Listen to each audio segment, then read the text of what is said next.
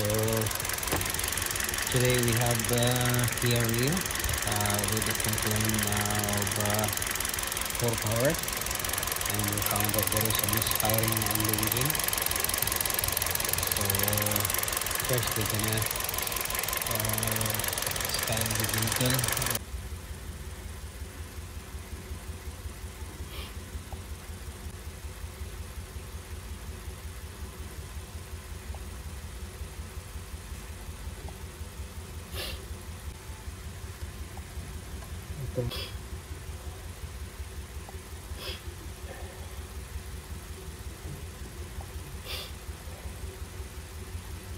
So there is a misfiring on cylinder number 2 and number 4.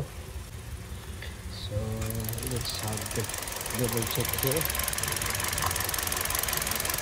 Magaling na natin ito kung nag-misfire nga, kasi there is no reaction on cylinder number 4 when we remove the connector from the coil.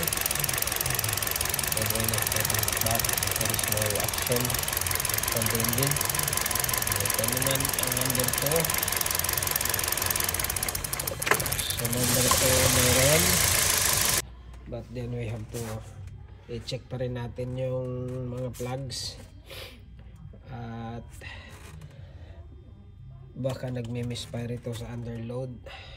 So we make it sure, dahil as you can see the status is pending, so means to say that it is intermittent.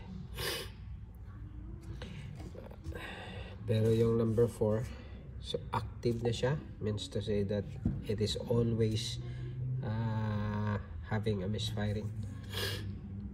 Hindi na siya gumagana. So makikita natin wala talaga self-part.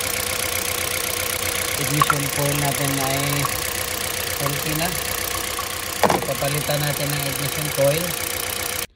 So at papalitan na rin natin ang spark plug, at i-reassist natin after repair.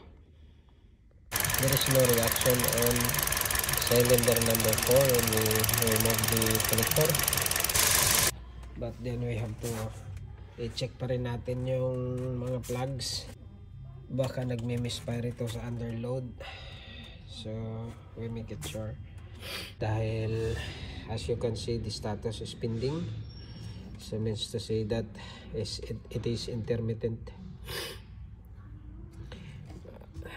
Pero yung number 4, so active na siya, means to say that it is always having a misfire.